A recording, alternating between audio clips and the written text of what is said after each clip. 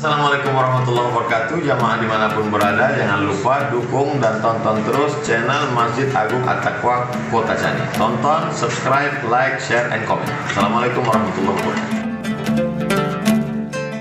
Alhamdulillahirrabbilalamin. Baik jamaah maghrib yang dimuliakan oleh Allah, kita lanjutkan kajian kitab Kasyifatus Syajah Syarah Safinatun Najah, masih dalam bab hadas, yaitu yang membatalkan wudu. Kita baca terlebih dahulu isi kitabnya. Bismillahirrahmanirrahim.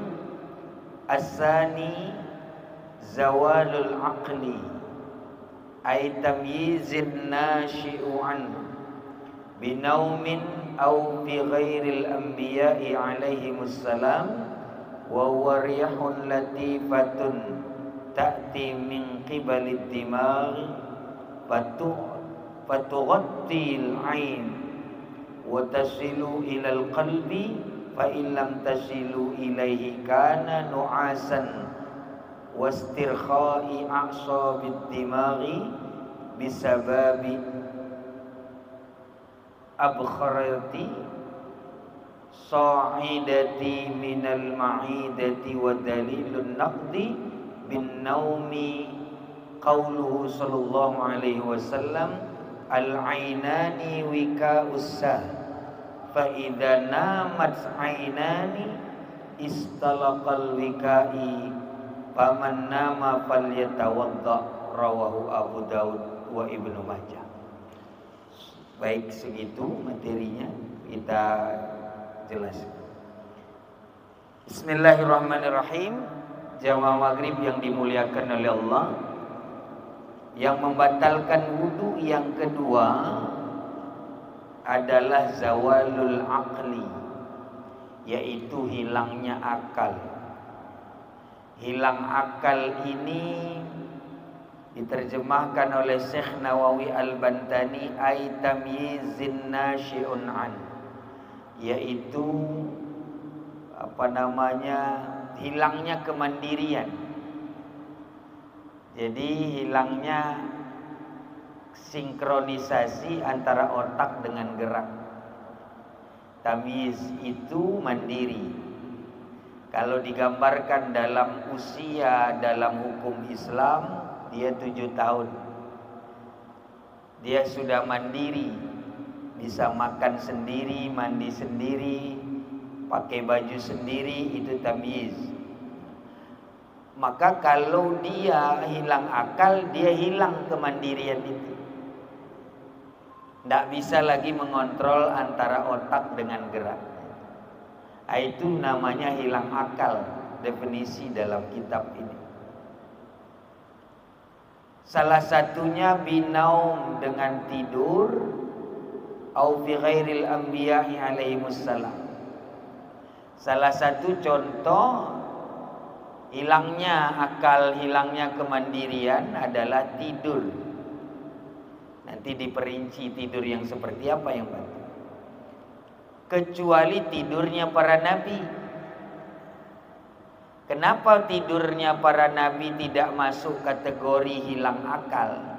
Karena tidurnya para nabi sekedar mata terpejam saja, hati terjaga, lebih kepada arah ngantuk.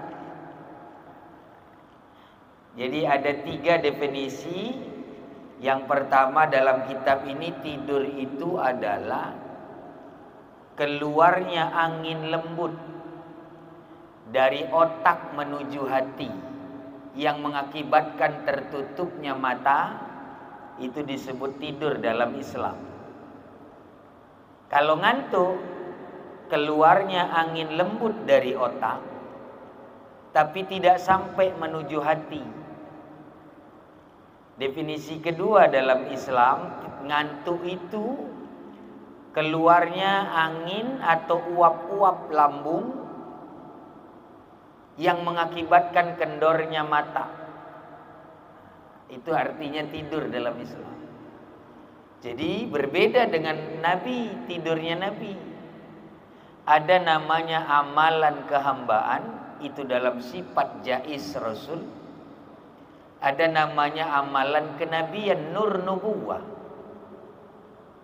Tergambar dalam solawat di Kutacani, mata sida nampang piceng, hati sida tetap jaga. Itu dalil bahwa tidur Nabi tidak sama dengan tidur kita. Nabi memang tertutup matanya, tapi terjaga hatinya. Kita mata watirun mengkau. Ini bedanya. Jadi sehingga tidak bisa dikontrol. Nah, bagaimana hilang akal ini? Ada gila, ada pingsan, ada mabuk, ada ayan, ada kesurupan, macam-macam. Itu jelas batal wudu. Tetapi yang lebih kepada khilafnya ada tentang tidur. Tidur ini dihukumi batal apabila tidur yang tidak menempel pantat ke lantai. Kalau dia tidak nempel, maka dia batal wudunya. Maka ada 3 posisi, 2 tidak batal, 1 batal. Dalam khutbah Jumat biasanya banyak yang ngantuk, banyak yang tidur. 2 tidak batal, 1 batal. Nah, ini pahit. Apa tahu kena pas Jumatan. Yang tidak batal dulu, dia tidur kemudian terjaga serentak dengan terangkatnya paha atau terangkatnya, maaf cakap, pantat. Serentak bangunnya, seolah-olah ini, gitu. Ini tidak batal. Ada orang sampai seolah-olah nyembahi kamu begini, sungguh. Ini yang kedua, ada orang tersadar pada posisi gantung. Yang tadi serentak antara menggantung dengan terjaga. Tapi kalau yang dia sadar setelah dia posisi menggantung, ini batal wudu. Cepat-cepat wudu. Misal ada orang lama dia senggeng, boleh dia buat, ini batal wudu. Ngundekah ya senggeng begini, ini batal wudu.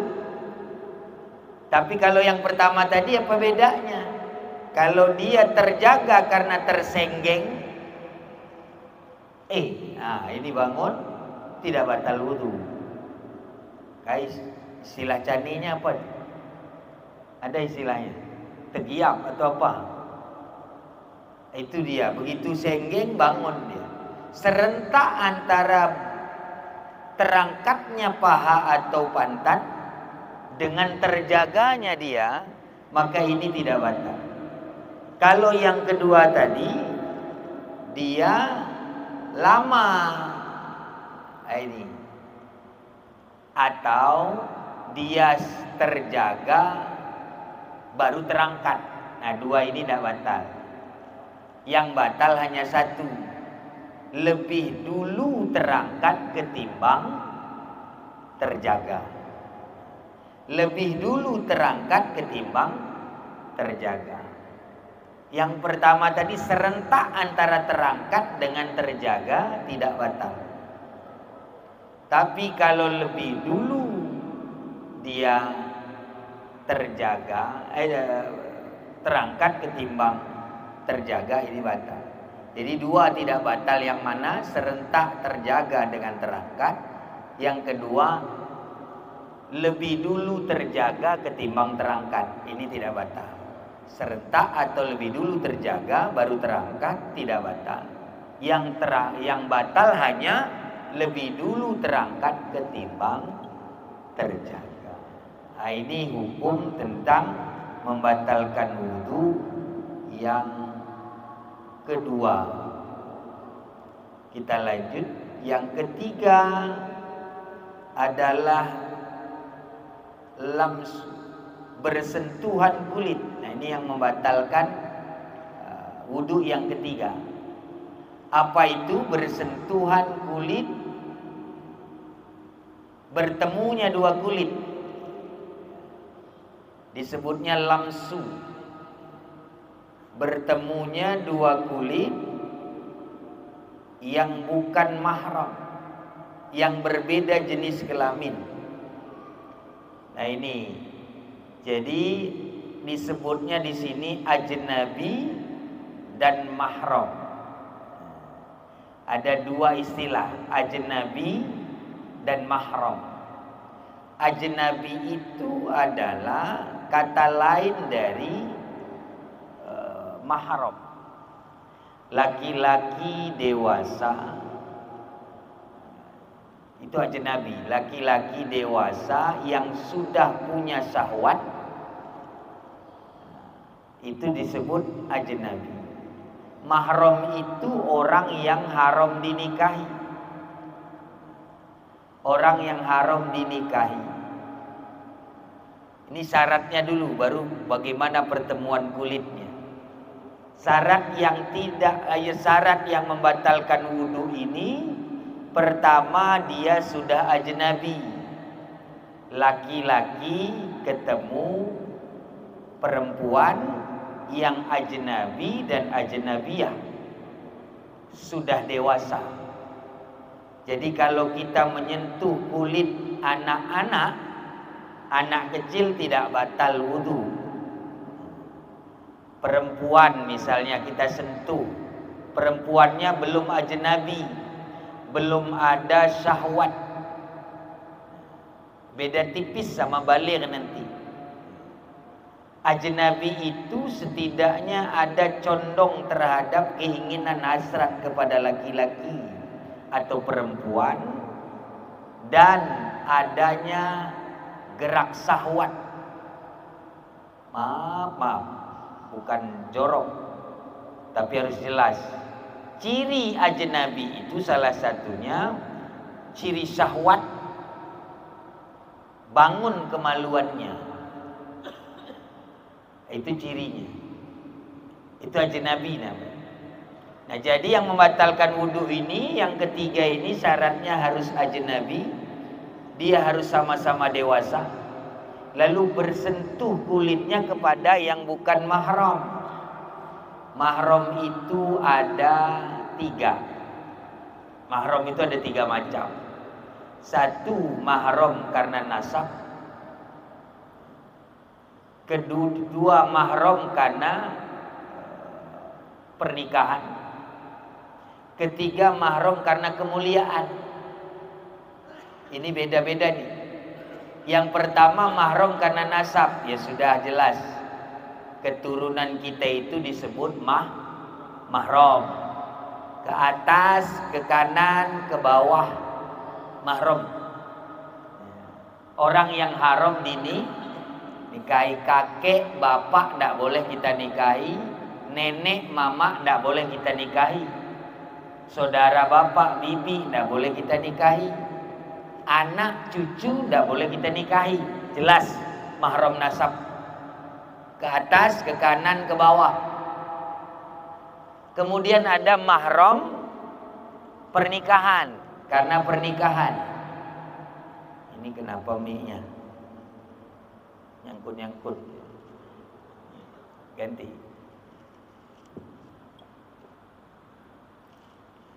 Ya baik. Yang kedua, mahram tadi mahram perkawinan.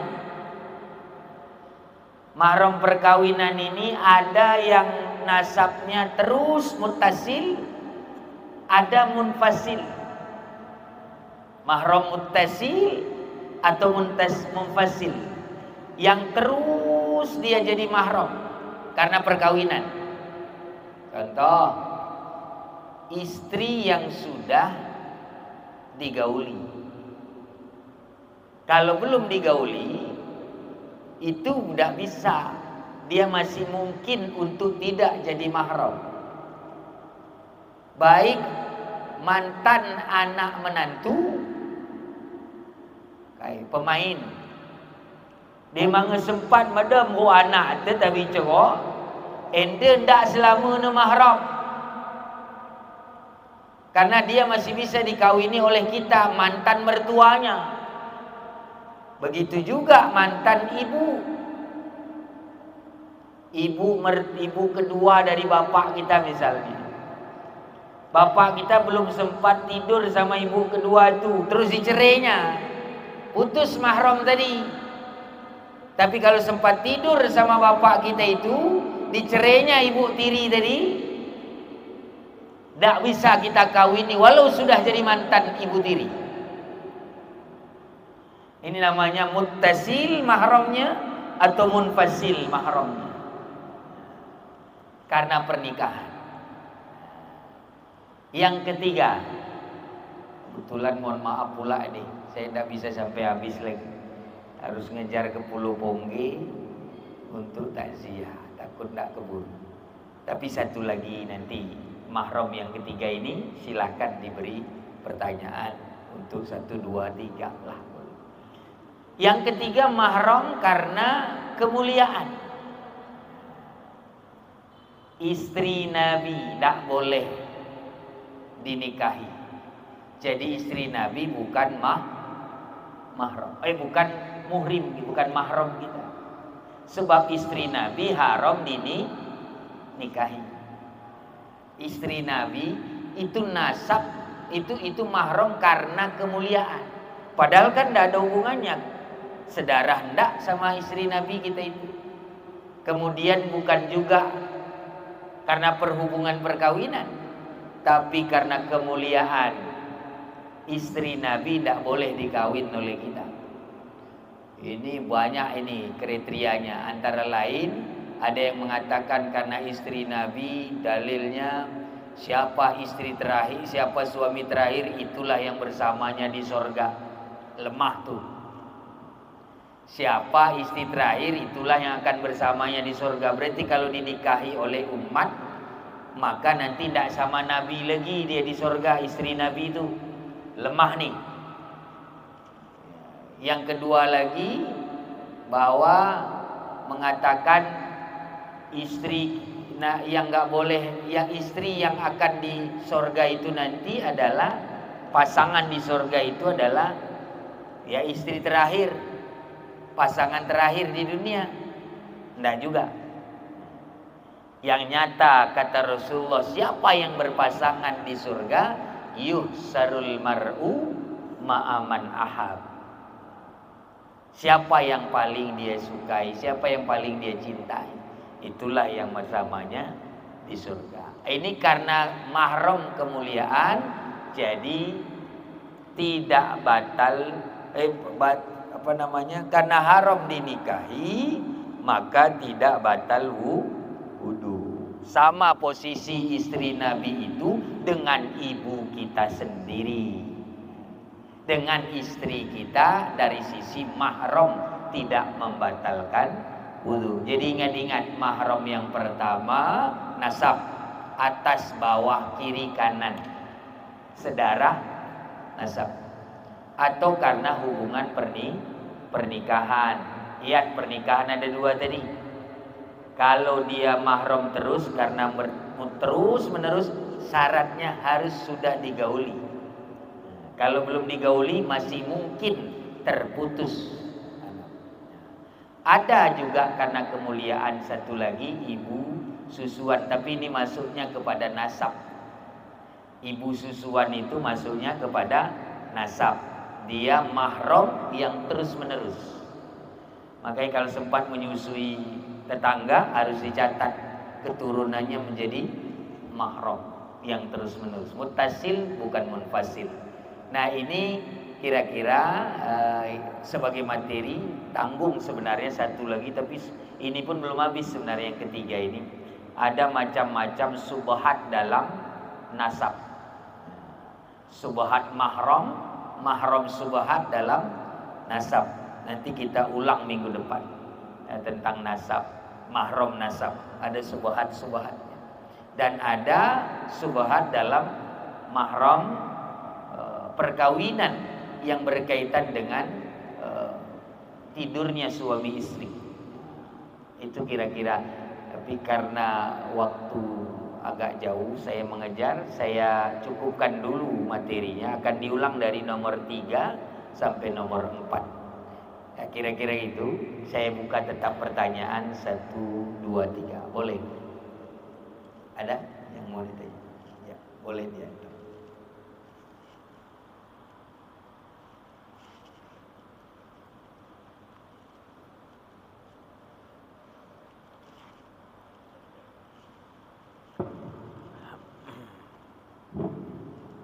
Assalamualaikum warahmatullahi wabarakatuh. Waalaikumsalam warahmatullahi wabarakatuh. Ya. Tadi kita membahas materi kita adalah yang membatalkan wudu, salah satunya adalah hilang akal. Pengertian hilang akal ini tadi, kalau saya salah dengar tadi, ingat bahwa tidak antara akal dengan gerak kita tidak sesuai, kan itu Ustaz.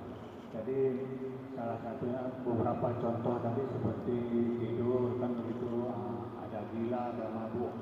Tapi bagaimana kalau salah seorang itu sudah tua renta, kadang-kadang tidak cocok akalnya dengan geraknya, itu apakah tidak dikatakan termasuk membatalkan wudhunya?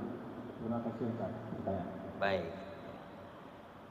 Kalau uzur ya, bahasanya uzur. Uzur itu sama kepada sobi. Kita ulang, ada 4 usia dalam Islam. Sobi 6 tahun sampai 1 tahun. 1 sampai 6 tahun disebut sobi, anak kecil. Kedua tamyiz, 7 sampai 10 tahun disebutnya tamyiz. Ya, saya ulang lebih detail. Sobi 1 sampai 6 tahun dia ini tidak sah ibadah. Kalau tamyiz 7 sampai 10 tahun dia sah tapi belum wajib. Kemudian ada taklif. Dia sah ibadah 10 sampai 14 namanya taklif. Dia sah ibadah belum wajib tapi sudah boleh dihukum. Ada plusnya. Yang keempat, baligh sampai uzur, 15 tahun sampai uzur. Lah kalau uzur jadi kemana? Masuk ulang kepada kepada sobi. Berarti kalaupun dia wudhu tetap tidak sah. Tidak usah dipikirkan lagi batal apa tidaknya, wudhunya pun tidak sah karena dia sudah kembali kepada usia sobi, bagaikan anak kecil 6 tahun. Nah, tapi jangan dipatok kepada salah satu ciri. Ada matok ciri rabun, pikun, apalagi linglung, tuli. Ndak salah satu ciri. Dia masuk kepada sudah lemah semua. Ingatan sudah error. Matandai anak penai. Maingat di penai. Sembayang udah 2 kali, baru sholat lagi dia. Nah, ini jangan satu ciri. Bab kalau satu ciri nanti matanya telinganya kurang dengar, tapi matanya tong pahe. Cidah kesen 50.000 100 pahe tandai ni tong manga ni. Nah, itu contoh. Jadi itu yang disebut jangankan batal wudunya, malah dia wudu pun enggak sah lagi. Sama seperti hukum anak kecil tadi. Adzan tidak sah, solat tidak sah, wudu tidak sah. Karena dia masih anak, belum mandiri. Sebagaimana uzur, dia kembali. Dia bukan anak memang, tapi dia sudah kembali kepada tidak mandiri sebagaimana sobi. Kira-kira begitu. Allahu a'lam. Ya.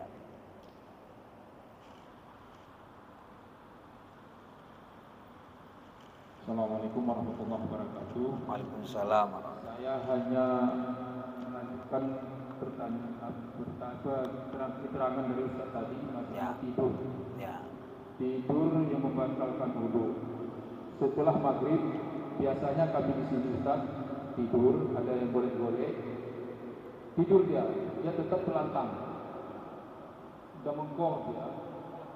Begitu terdengar suara azan, bangun, langsung yang akhir salat, tapi tidurnya tadi tidak bergerak, tetap dia terlentang.